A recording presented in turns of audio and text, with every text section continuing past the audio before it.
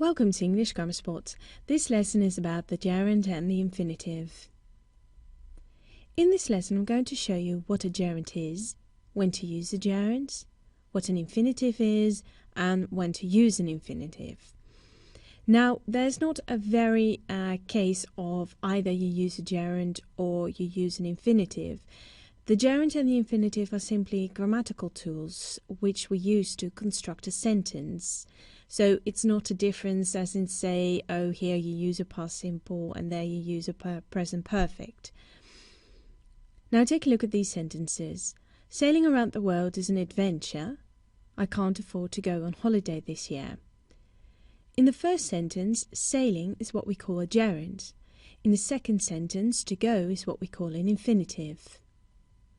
Now, what is a gerund? A gerund is a verb to which ing is added. The gerund looks like a verb, but it is used as a noun. Moreover, it looks often like a continuous tense, but it is used differently. For example, eating in class is not allowed. Eating here is a gerund. Why? Because it's the subject of a sentence. It is a noun here. Whereas he was eating in class is a past continuous, because here it's used as a tense. Now, when do we use a gerund? First and foremost, we use the gerund often as a verbal noun, so a noun that looks like a verb. For example, smoking in public areas should be banned.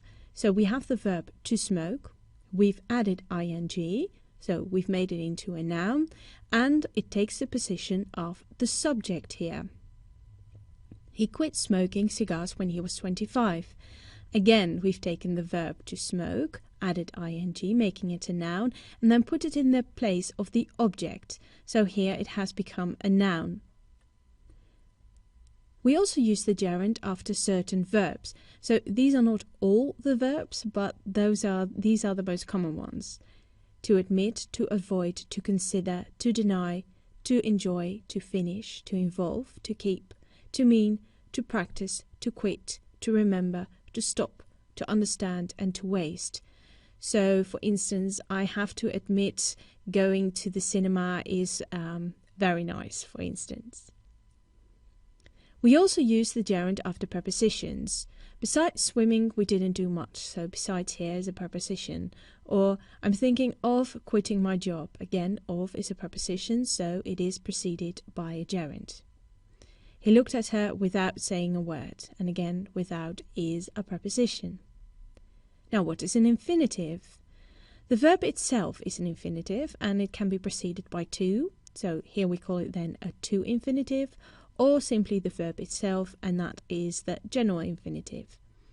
For example, to be honest, I love learning English, so to be is the to infinitive. I would rather help my mother, here help is the infinitive. Go and check if I've left the oven on. Go and check are both infinitives. Now, when do we use the to infinitive?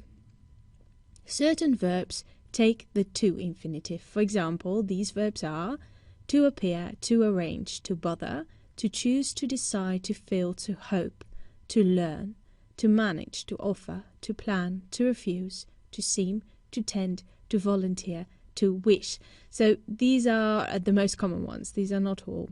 So I appear to have lost my keys, for example. So to appear and to have then is the to infinitive. We also use the to infinitive after adjectives. It was difficult to see through the fog. So here, difficult is an adjective. She's happy to help us. Again, happy as an adjective takes the to infinitive. And it is easy to bake a cake. When to use a regular infinitive? After modals, we use the infinitive. Can, could, will, would, shall, may, might, must, and should are the modals, and these are generally preceded by the infinitive. So, for instance, I might wonder where my keys are. Now, as I said in the beginning of this video, people tend to be sort of troubled by the gerund in the infinitive in thinking that you either use the gerund or the infinitive, and there are strict rules to that. it is more complicated than that, but generally we can say that the gerund is used for things that have already happened. For example, he began playing baseball last year, as opposed to the infinitive, which is used for things that can or still happen. So it is still possible to win, or he will begin to play baseball next month, for instance. So that's generally the difference then between the two.